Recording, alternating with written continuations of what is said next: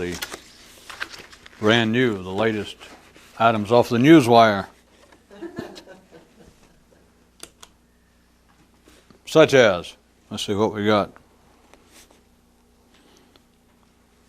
Man's mind is so tied to his feet that even an astronomer's universe is no larger than his impacted molar. Collective intellectuals, this is a definition. That is, intellectuals amongst the general public. The definition is occipital lobe leeches. Those of you who studied neurology in a Southern Baptist college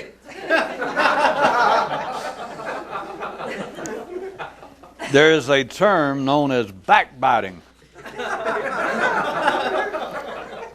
that they intended to have some, I believe, religious or moralistic significance.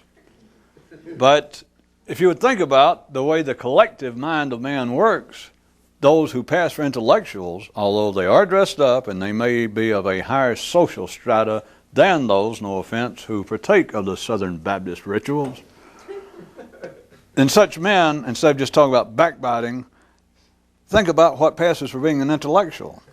It is like backbiting, but perhaps, let us say, anywhere from 12 to 24 inches higher. Thus, this description, this definition of a collective intellectual would be an occipital lobe leech. In case you ever learn how to think for yourself, I'm exaggerating this, but just to start off with a little humor. Ha ha, okay. Would be you suddenly feel like, wait a minute, I'm carrying a bunch of people around on my neural back, which you're not, but I was trying to get you going.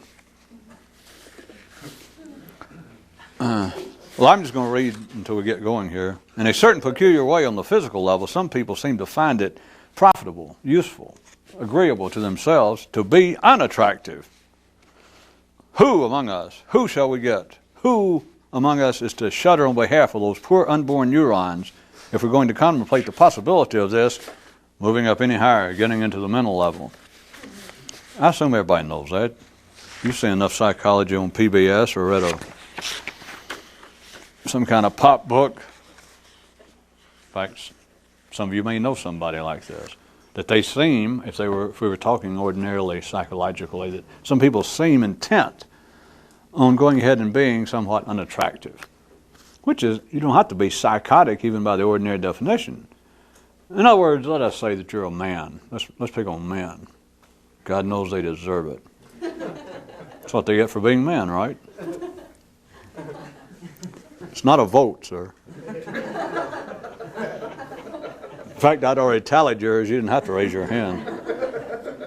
Well, let us say that you were fat. I mean, just obese. You've always been ugly and fat. Now, we're talking about primarily now, let us say at the hormonal level, we're talking about a physical level, then it is not that ununderstandable for you to see somebody else, look like somebody else, that they just finally give up trying to buy new clothes, fashionable clothes, worrying about their haircut. It's kind of like on the basis of, I am so indigenously unattractive to begin with. What the hell? Why not save a few dollars and a lot of grief that, say the guy goes through his teen years and early 20s will keep getting these fancy haircuts, but like maybe he has a nose that looks like somebody's foot, and he keeps trying to, you can only comb your hair, and he finally decides the hell with it. I'm spending $50 a week on hairdos, turtleneck sweaters, which he pulls up to here to try. And it doesn't. I assume you get the point. We're not talking about physical attractiveness or not, but I was trying to give you a comparison since everything is comparable, except for that one man who, if you recall from last time, they didn't give the location of where this happened, but there was a news item from last time we were meeting, if you recall, that said one man finally made one comparison too many. Didn't say what happened, but I personally did not care for the ominous undertone, the tacit threat in that news report.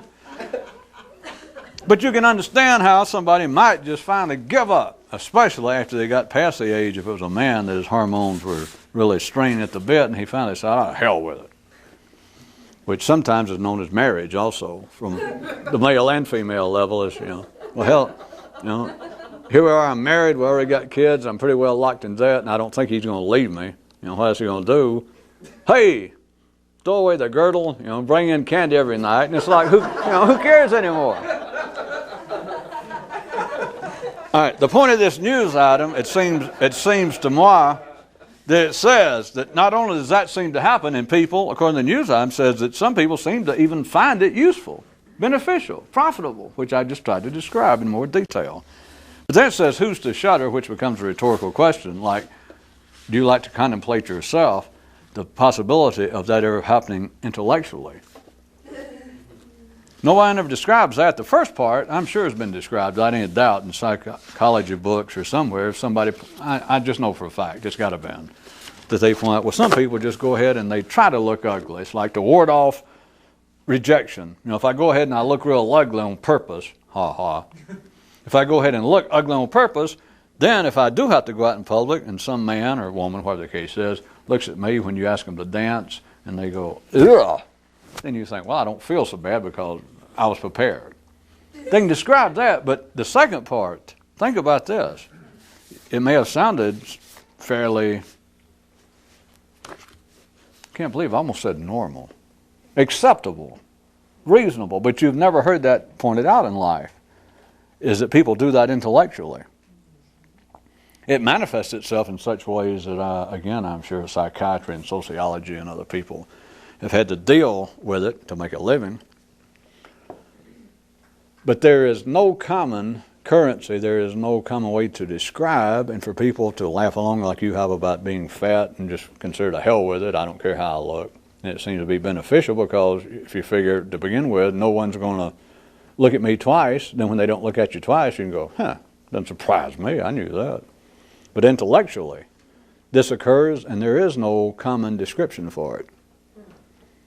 And if you had a certain intellectual bent toward the independence, I would suggest that it would give you the shivers, especially if you ever caught yourself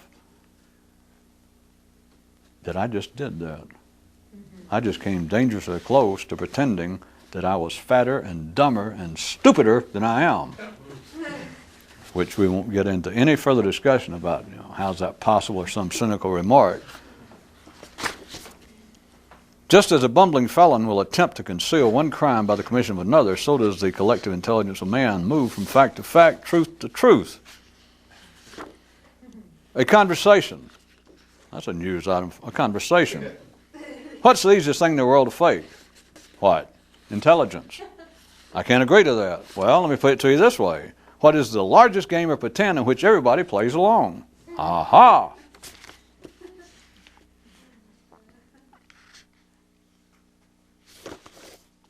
Thinking, keeping the mind off balance, individual thinking, rocking a blind man.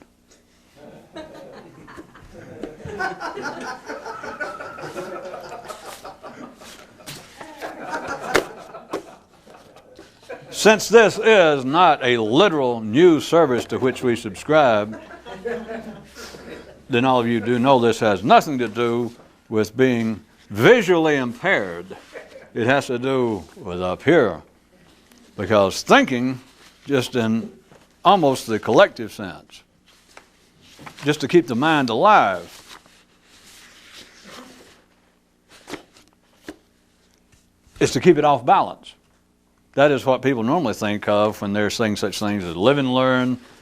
It's even when they pick up this week's, not last week's, but the brand new National Enquirer with some new info about you-know-who. He's had his nose done again. Wait a minute, those are not the breasts she had last week. I remember the picture. It's like new info. Feeding the mind. I know it's a little questionable. This was the whole point. But you do see that even to keep the mind alive, it in a sense has to be off balance. If it's nothing else but just the same old thing of a man come home and say, what's for dinner? And his wife says, I told you if you're going to come home before 5, it won't be ready. And you understand this goes on, let's see, how often? How many days are in a week now? Like that often. And you can say, well, that's nothing new. It is no kind of new intellectual stimuli, but at least it's like from one foot to the other. That is a dance between the two, and you can say, well, it's the same thing over and over, but at least, even at the crudest level, a man has his mind off balance to come into his wife and say, not potatoes again. And she says, you know I always fix potatoes on Thursday.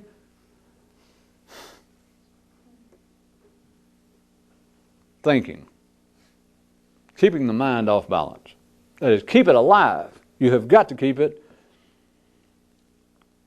And we're, of course, being charitable, say you've got to keep it. It's the energy of running things at this level. It's an AC current. And so it's, if you're alive, your mind's going to stay off balance is the point.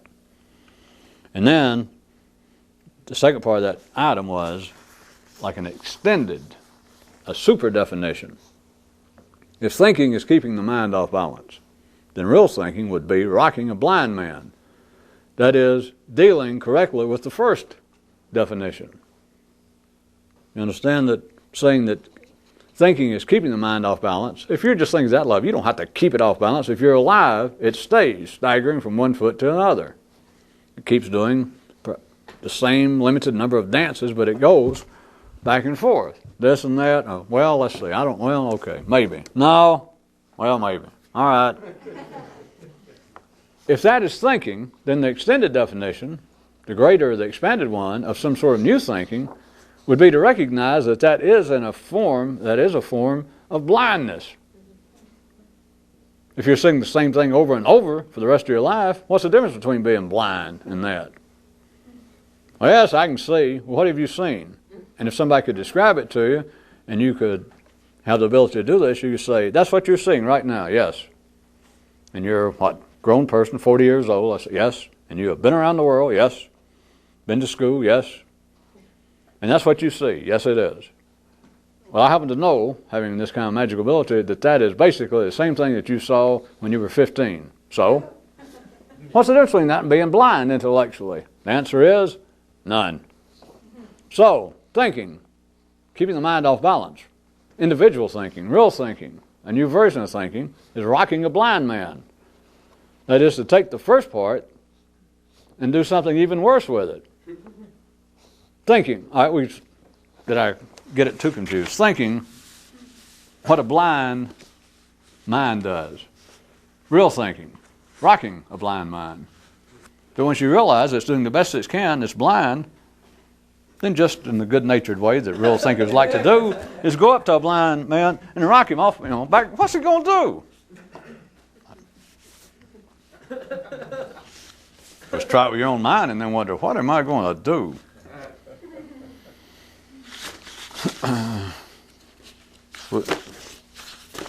We're just reading through, remember, maybe some of these I'll go back to some of the favorites.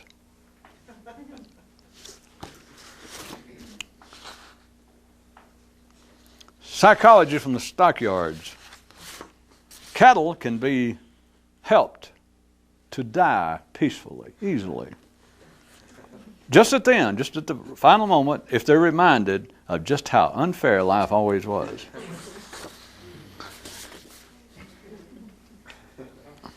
Some of these, I don't know which news service this came off of, since we've got several, but some of these get so good that they're beyond metaphor. That is, some of them are point blank. This does have something to do intellectually, but consider even at the physical level. They're always doing such things. Religions, the great Mother Church has, what do they call them, absolutions and stuff. Just as somebody's dying, if they got a few minutes, they bring in a priest and they do something like, well, don't worry about it, and did you remember the church in your will? And they say, well, everything will be fine. In other words, some kind of encouragement, like, well, you've been a good Catholic or you've been a good Jew or whatever, and somebody says, things will be all right. Good going, it's good that you lived your life in a useful manner. According to this, that may not be the full statement. Because this says that cattle can be helped to die peacefully. Almost diametrically opposed. Not by saying how you lived your life as a good cow, faithful cow. Cattle can be relieved.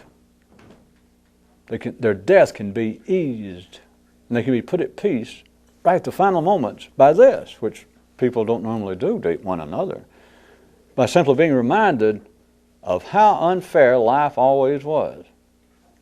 Nobody likes to think about that before we get into the metaphorical part. That wouldn't work in life. It doesn't sound like anything that somebody would pay for in advance. You'd be hard-pressed, I guess, to start a religion, at least one that ever compete anywhere equally with the grand established religions. If you said that's the purpose, it's right when you die, we'll send over a priest or a minister or somebody, and if you got a few seconds just before you die, and you think, yeah, you'll come over and tell me that God loves me, or the force be with me, or Gene Roddenberry will be there to greet me in heaven, or some. And the priest says, no, not that. But if you got a few seconds before you die, if you give us some kind of warning so we can get over one of our guys, he'll come over, and just as you're dying, he will as strongly as possible remind you of just how bad, how much life sucked and how unfair it was. In advance. Now, in advance, I'll agree. I don't think that you should quit your day job if you're going to start a religion on that basis. But if you were actually dying and you had no great forewarning of this, think about it. That would not perhaps be an acceptable, if not highly agreeable, final rites that you are dying. Let's say that you don't particularly want to die, but you think, Jesus, this is weird. I'm not sure I want to die. And somebody comes up and they remind you of just how unfair life has been.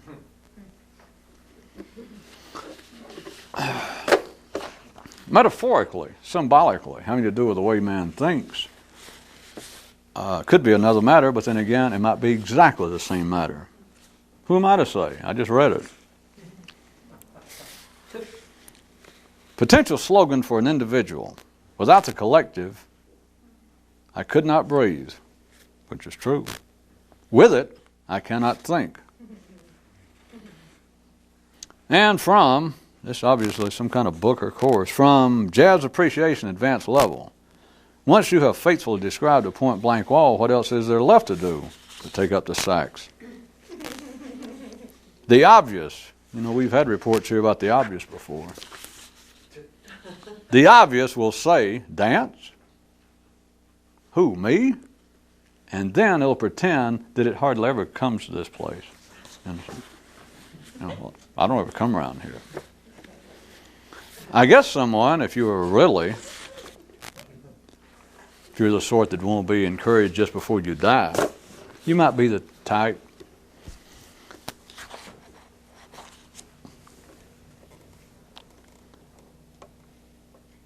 that if you were caught by yourself in an unusual position, whether it was actually in a ballroom or not, but it's a fair symbolism for the point of this news item, and suddenly someone says, would you like to dance?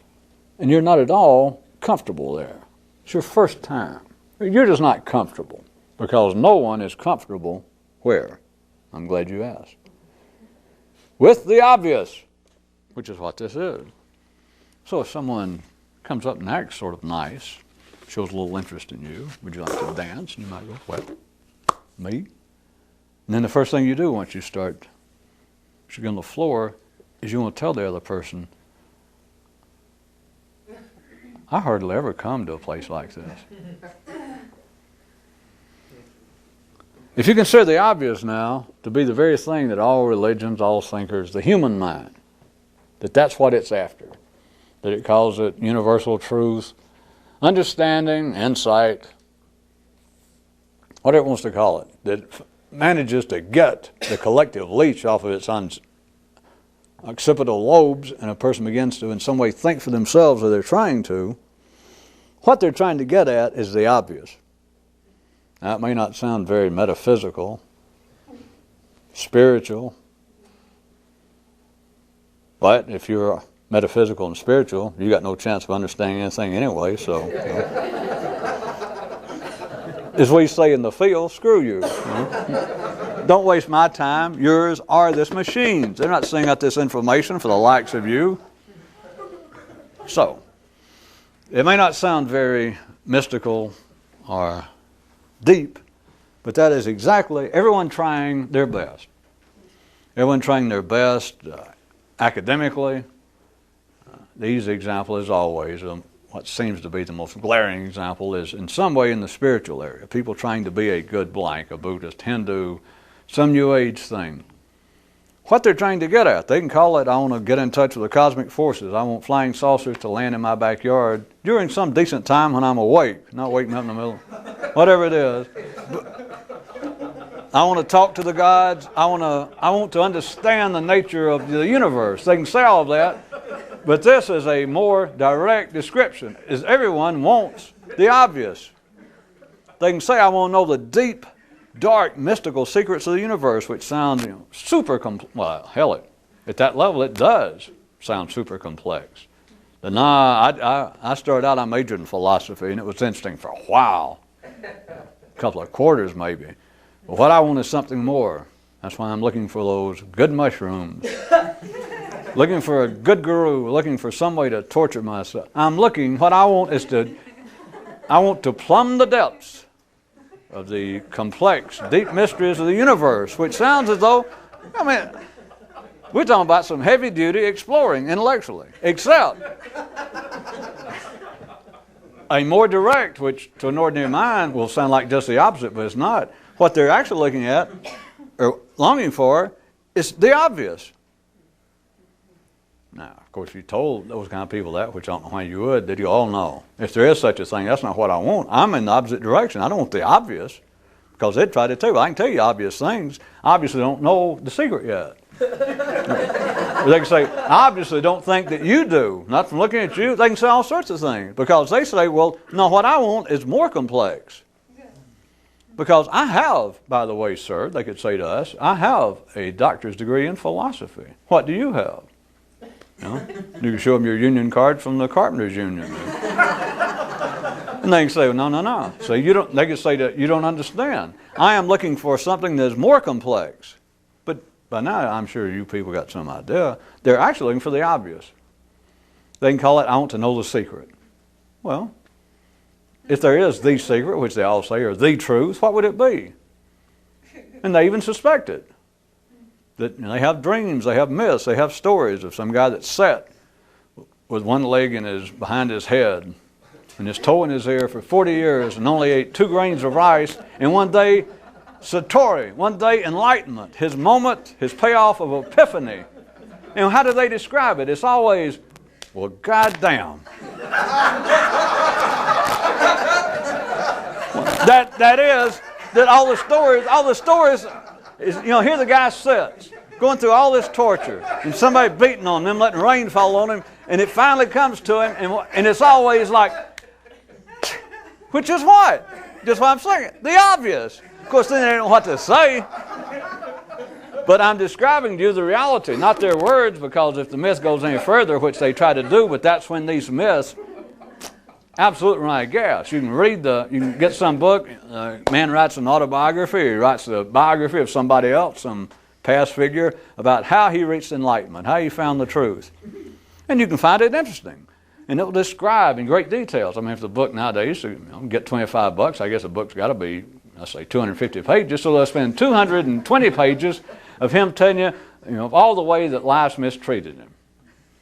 All the trouble he went to, and how he had to move to Japan. Or if he was born in Japan, how he had to save his money and had to move, to Arkansas. and find a Zen priest in, somewhere in Hot Springs. But it describes how he had to go there.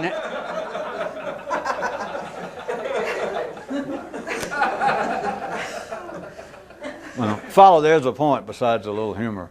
The point is, they will have to spend the 220 pages out of 250 describing how he had to fight to get his way into the monastery, and all the tortures, and all the setbacks, how many years it seemed as though nothing happened. You read, and you can find it interesting, because you assume that since he wrote the book, and on the jacket it says something, how one man found enlightenment. And you figure $25, it's worth a try. So you read along, and you're just the collective intelligence of humanity is wired up. You know that it's going to come to some positive payoff. So you're reading along because you're just wired up for bad news and all the heartbreak. So for 220 pages, all the way how he meditated every day, went without food, lost weight, put on weight, got sick, and they beat him. It was just heartbreaking, disappointment, but you know what's happening. You keep reading, and sure enough, gets to page 230 or so, and it's like, and he'll describe, you can smell it coming.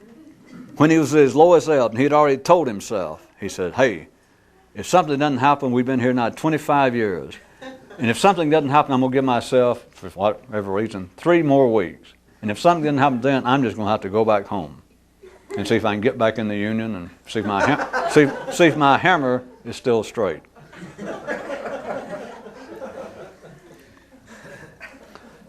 And so you know what's coming. And sure enough, he goes in some detail.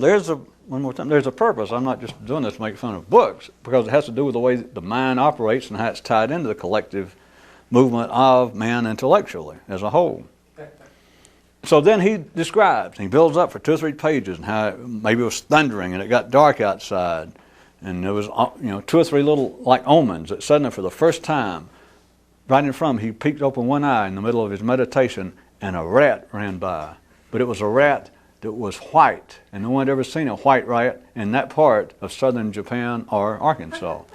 And so you know it's coming, you keep reading, and sure enough, it's like, and then he'll start describing as though his brain got short-circuited, and he began to have flashes of light inside of his brain. He felt like he was going to pass out, and and you keep reading. And then, in his own way, they try to come to some new way, but it'll get to what I just said. It's like, well, God damn, his moment. And it's like, oh, and because he's already told you what he went through, and you can duplicate it. You got the book now, and so you're waiting to hear what it is he saw. That's when it goes, and it can be building up, and that's when it goes, boom. Not because of his shortcoming, but it's been like that as long as man's been writing this stuff, which has been as long as he's been talking and thinking. Because then if he describes, all right, readers, let me tell you what it was I saw. After all this time, and after all the complex ideas and theories I'd had, and all the many books I'd read, just like you probably have, dear reader, suddenly the blinding light of the truth, the simple truth of, and you might say of Buddha or of meditation or of the universe, this truth hit me. And you think, yes. But by then it's too late, because it can only go here. And then he may try to come up with something. But what's it going to be? Probably the best is, the truth is love. That's bad. Love your fellow man. Your enlightenment is the welfare of other creatures. And you can't get mad at that if you're the kind of person wired in to buy those books. You can't get mad. But you've got nothing useful. You have got no useful information.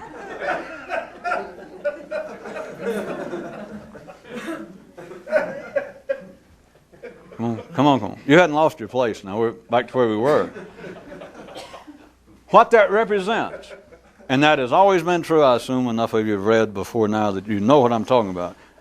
The Bibles, the Korans, every obscure cult-ridden or cult-based metaphysical tome, every spiritual adventure from Bunyan to Dante, they all get down to the point of confronting the gods, confronting the truth, the moment of enlightenment. It's paid off, and they always express something like, well, I'll just be damned.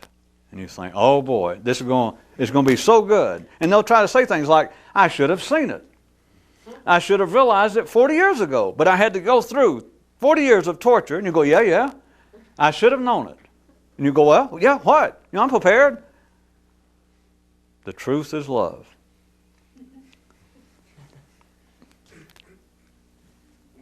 It falls into a place that if you're an ordinary person, which you have to be reading this and taking it seriously, it falls completely off the scale of anything interesting or useful.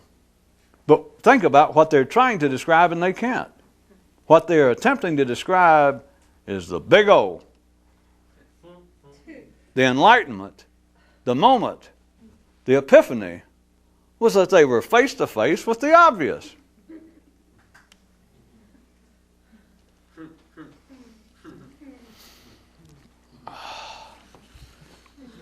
The obvious will say, dance? The obvious will say to a man's mind. Now I'm stretching because ordinary people can't go any further than I did it.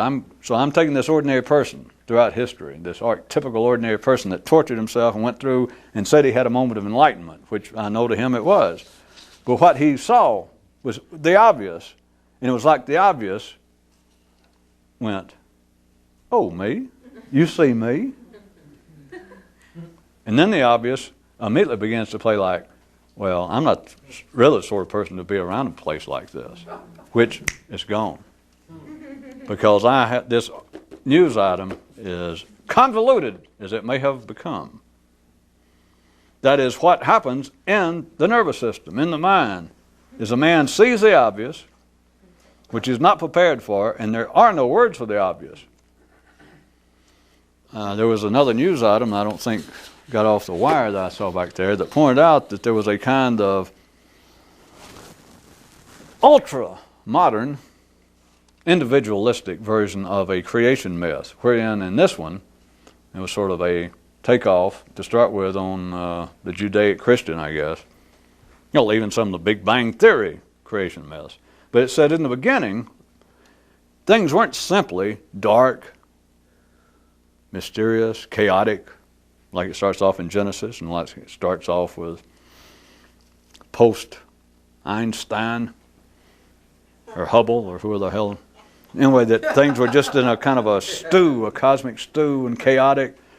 This individual version of a creation myth said it wasn't simply that. It said that what happened was in the beginning, where the rest of the story says things were formless, chaotic, disordered. In some way, the spirit, great forces had to bring things into some specificity, some order.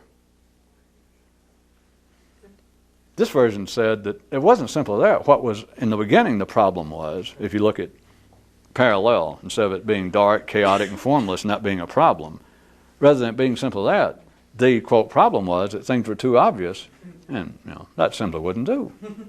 We had never gotten anywhere. That is what happens at a different level, or if you want to look at it chronologically at a different time now, thousands and thousands of years later, is now a man is suddenly confronted with what amounts to creation, the moment of creation, at least in his intellect. He's gone from the old version, and that he did, in some way, reach a moment of epiphany. I'll be down. Except what he's confronted with is the obvious. And when he's confronted with the obvious, it's like he suddenly sees the obvious, and it's like the obvious has been caught in a place that didn't prepare to get caught. Like you didn't know that if you went into the Rat's Nest Saloon, or you went in this place where it's mostly, it's drag queens, and you slipped in if you're a man, and suddenly you turn around and there's your rabbi or your father. And it's like they go, me? Well, hey, I've never been here in my life. That is sort of the having to put words and dresses on it and falsies. It's like the obvious is suddenly seen by a man's brain, and the obvious was not prepared for it, to say the least. See, that was the joke, because the man's one wasn't prepared for it, but I got to make it make a little sense for you to. So it's like a man sitting there, and the obvious has been seen, and I didn't think anybody was going to see it. Some guy sitting cross-legged outside of Kyoto or Little Rock. Every now and then, and it's like the obvious. God had taken a leak out behind a building, and suddenly, a guy walks up. Do you follow what I'm trying to get at? It's like the obvious has been caught in this place, and it goes, who, me? Except, now you got to get good enough, it's the man's mind. Saw what it was, and it went, holy mother. And it went, who, me? In other words, this is it? And the mind couldn't stay that way if it was an ordinary person. Even if they had that one moment, that elusive, ephemeral, systemic anomaly of momentary insight, it has to go, what? And it goes, oh, are you talking to me? And all this is one man's mind. It goes, and the man's about to say, yeah, but even before he can, that part of his mind goes, well, all right, if you want to dance, we will, but I want you to know I never come to places like this. That is, that which is obvious, all you got's a second if you're ordinary, and it's gone. It's like you did catch the obvious in a cheap beer joint. Or if the obvious turned out to be kosher, you found it in a sausage factory. Or if it turned out to be, a leader of an AA group, you found it inside of a brewery. Do you understand? That wherever you find, if you're an ordinary person, wherever you find the obvious in your mind, it's gone. Which is exactly what happens after 220 pages or 40 years that a guy works on this. He tortures himself, and suddenly, one split second, as they put it, I see it. You better enjoy it if you're ordinary, because that are it. You have seen it, and it goes, uh-oh. It's like, you caught the obvious with its pants down, it's dressed up, however you want it, and it goes, who, me? And by the time you start to say, yeah, you're by yourself. That's when it goes up and then goes down, that they go, I see it. And you think, well, yeah, what is it? And after that, they got to take up the saxophone. They have to improvise as best they can. And if you come out of the collective school of music, your improvisation amounts to an occipital backbiter. The best you can come up with and say, yeah, hey, I'm an original. I can improvise. Hey, I'm not fooling. Listen to this. Does this not sound just like Coltrane? Dun, dun, dun, dun, dun. And ordinary people go, well, I'll be damned. I didn't know you had that kind of original talent. Yeah. Hey. Which again is all right if you don't think about it. If you don't open the hood and go, not only does that sound like, not only does that sound like maybe a Sonny Rollins coon Coltrane, but somewhere in there I hear a fan belt flapping. I hear the sound of somebody's musical back going, "Ooh, get off of me."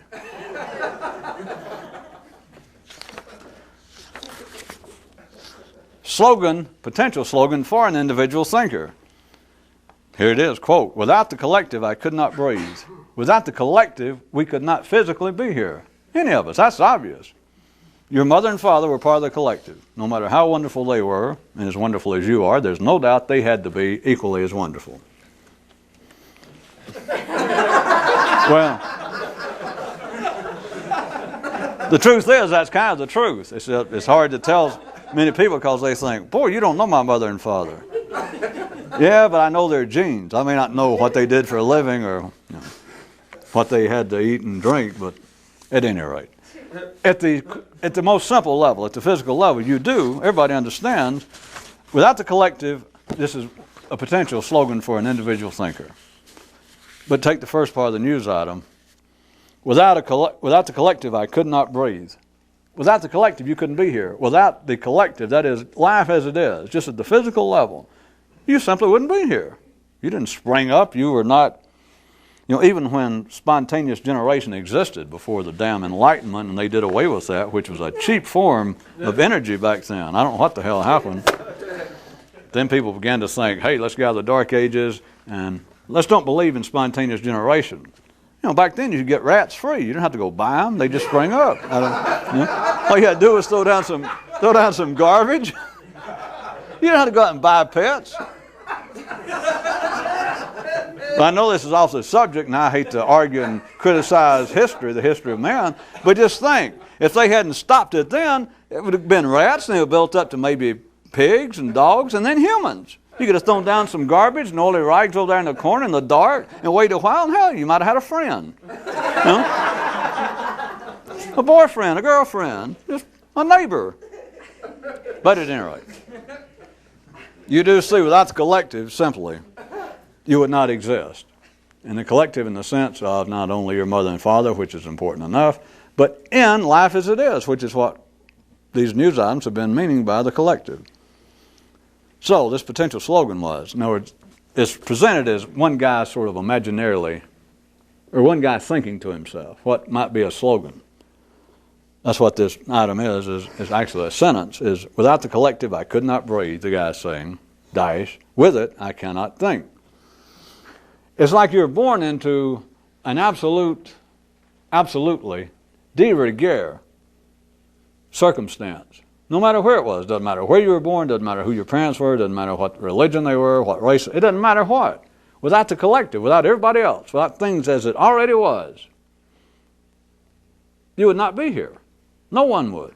So without the collective, a man saying, I could not breathe, you would have never been conceived, you would never have lungs, and you certainly could not breathe now. Not just physically, but were it not for the collective, if you were an ordinary person, you could not even breathe intellectually. You couldn't breathe socially, culturally.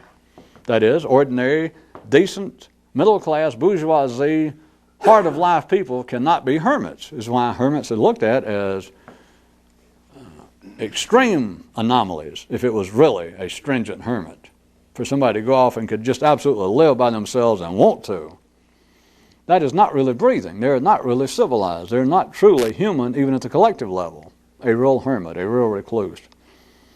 So the guy is saying, without the collective, I could not breathe. Physically, he wouldn't be here. No one would. He couldn't breathe. He would have never been conceived. But also now, to jump very quickly in the middle of the old sentence into the world of symbolism, a man saying, I could not, without the collective, I could not breathe. I would have never had the ability to start to think. Dash, but with it, I cannot think. Then at the end of the sentence, you've got to flip back over from one form of symbolism into another for it to really get the message through is, without the collective, I could not breathe, and with it, I cannot think.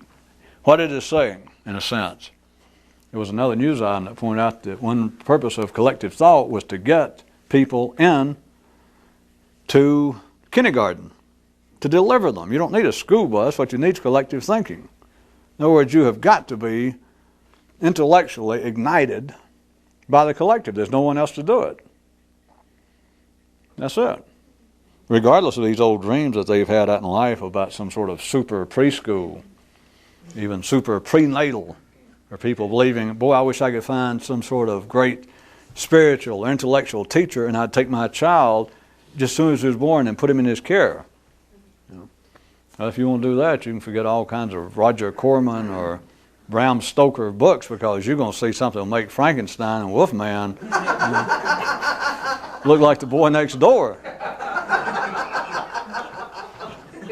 Now, the old idea that's of no great importance, but I assume some of you have heard about it and some of you probably thought about it, the belief that if there was a wise man somewhere, or if there was a school teaching enlightenment, some Zen school or a monastery, would be take your little child and give it to them and let them raise it, not just as a Philistine, not just as an ordinary run-of-the-mill person with their mind on automatic pilot, but to raise from the beginning a child, an enlightened child.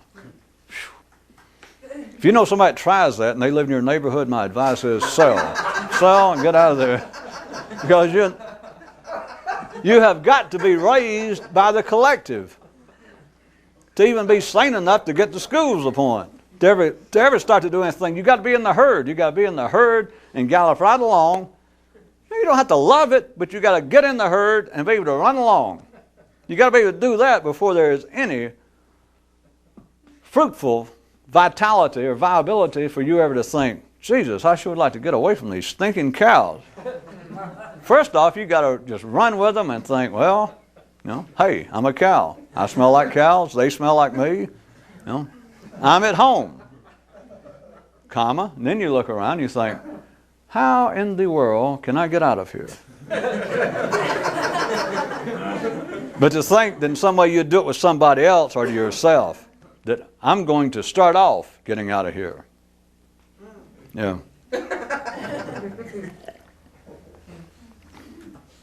So, the news item is, without the collective, a guy's thinking, I could not breathe, but with it, I cannot think.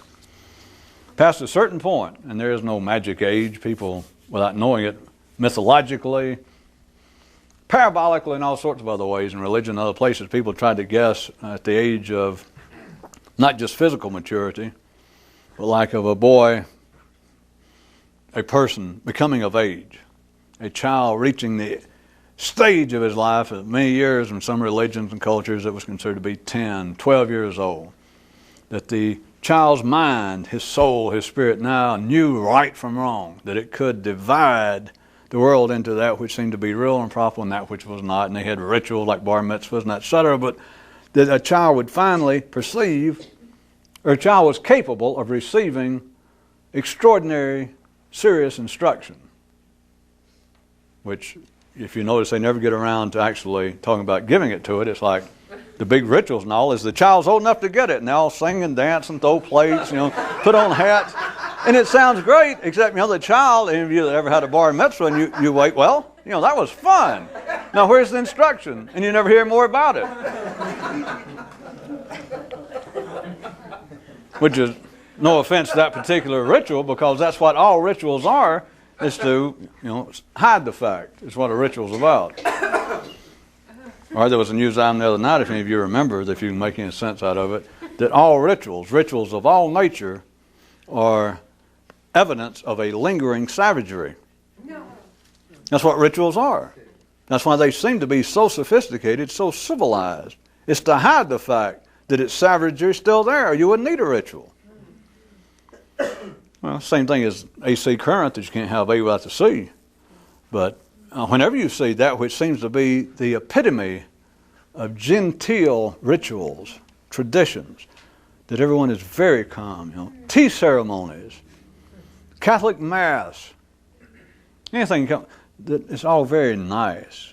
Everyone's dressed up, and it's very complex. And somebody in the audience says, did you know this same ritual has been going on now for 2,000 years?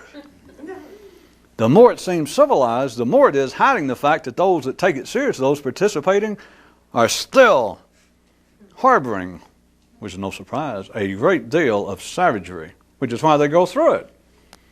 If you were not still subject to a great deal of savagery, why the hell would you need morality? Why would you need any form of genteel, calming, civilizing rituals? The only people that need it are those who need it. What the hell you want? You're supposed to go, that was the obvious. See, you missed it. See how fast it was? At any rate, what I was going to point out was to believe that a child reaches a certain age, that now you're ready for the great instructions, or you're ready for additional instruction. We've taught you not to wet your pants, not to hit your sister, not to spit when you're in church. Yes, yes, yes. Now you're ready. And they put him in a little costume, and they get in costumes, they go through, all that. And the child, you're ready for the next stage of instruction. But notice, friends, that's it. They have the ritual, and you never hear more about it. Do you? Well, additional ritual. If the kid comes around and says, well, I thought, last week when I had that ceremony that you put me through, yeah. Says whoever's in charge, or his father, or somebody. Yes. Well, you said I was now prepared. I'd reached the age that I was a man, that my mind was mature. I am now a real person, or potentially a real person, and I was ready to receive greater instruction. Yes, that's the point. Well, it's been a week. I was waiting. Oh, what do they do then? They're not stuck for an answer. They say, all right, here's what to do, and they then make him a part of the adult rituals. But at first it's like he opened his mouth. It's like all the grown birds, like the collective aviary of life, takes a little bird and says, you're now grown, or you're now ready to receive metaphysical, secret, adult worms. And they go through this ceremony, and the ceremony is to make him open his mouth, and so he waits. That's what I'm describing. It's like a week later, he's been here and nobody came by, so he goes and he looks back up to people that ran the bird bar mitzvah, and says, I've been over there waiting. And they go, oh, okay. And they give him new rituals. And that's it. The collective, back to where this came from, without the collective, I could not breathe, says the bird, says the man. With it, I cannot think. You would not have any idea of how to think. You'd not have any idea of trying to look for the truth, look for a secret, look for some kind of enlightenment, were it not for the collective. But then to believe that you're going to get it from ordinary sources, you've got to be absolutely blind. That is, you've got to be absolutely ordinary. You got to be able to take ritual for reality. You got to be able to take tradition as the future. You got to believe that in one sense that the best, yes, the best, thank God, is behind us. But it'll be all right when I die, right? And the head bird goes, chirp.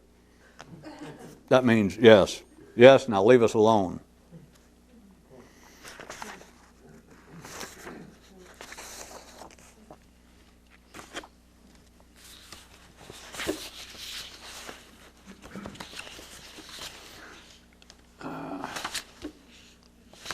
Point blank wall, in some of these news items, I assume I agree with you, I think it refers to the obvious.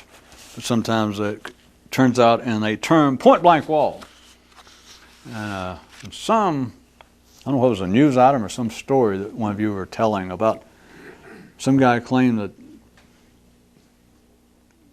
from somewhere inside of his room came some kind of little rhyme that went, Wally, Wally, on the wall, who's the pointiest blank of all? Which, if I understood whoever told me that, it's kind of a takeoff, I guess, on the Cinderella or whatever the fairy story, mirror, mirror on the wall. But he's saying, the way I heard it, was wall, and he's threw on E to make it a two-syllable like mirror, is wall, E. All he's saying is wall, wall, on the wall, who's the pointiest blank of all? Once you've seen the obvious, now let's go right quick from this ordinary person that through the benefit of strange chemicals in his mind and torturing himself by living either in, I don't know which is worse, suburban Kyoto or Little Rock, he in some way had this momentary flash of enlightenment. Saw the obvious, saw the point blank wall. But now let's assume it wasn't just a man who did it accidentally. There was somebody that actually did it. Then there was this other news item I thought that perhaps we could leave with. Well, it said it didn't go home with people it just met, but this was taken from Jazz Appreciation. And it says, once you have faithfully described, which would assume that you had seen it in some way that was not a momentary, anomalous bit of insight, extraordinary clarity, undeserved on your part, that we'll assume that you had actually seen the obvious. Didn't just catch it with its skirt up. Wasn't astounded yourself like you caught God taking a leak and both of you went, oh! Or the old story, my father always told me, if some guy says, whatever you do, don't ever go down the street to that place that says strippers. Don't ever go in there, son, because you'll see something you shouldn't see. And he told him, finally the boy went, and he said, I did say something I didn't see. Saw an old man there.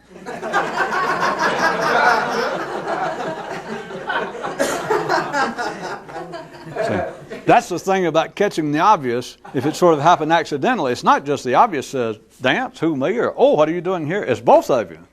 It's you and the old man. You finally slipped into the strip joint. And sure enough, he kept warning you, and you see each other. And it's like, and you both look off, and you both want out. You understand? It's not just a one-way affair, because there is no one-way affairs in a polarized universe. Well, there is, but nobody wants to talk about it. So we're assuming that that somebody in some way saw the obvious. Not to the point that you and the obvious were surprised, which is what happens when it is ephemeral, when it is accidental, when it is drug-induced, when it is the basis of all those who write the books. That is, ooh, and you get up to the peak, I saw it, and then what? Well, I'm not sure. It's not that.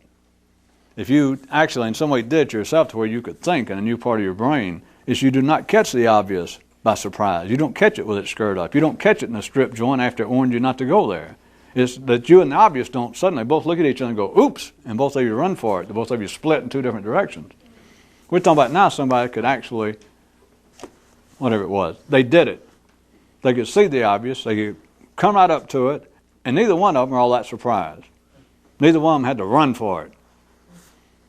Of course, neither one of them then would write a book about it either. But, so that's the basis of this. Once you have faithfully described a point-blank wall, and to be able to faithfully describe it, if you had some cause to, and somebody that could hear it, it would be on the basis that you caught the wall not unawares. point blank wall being the obvious, that you didn't suddenly run up on the obvious and go, wow, and it went, wow. So, in some way you did it. It wasn't an accident.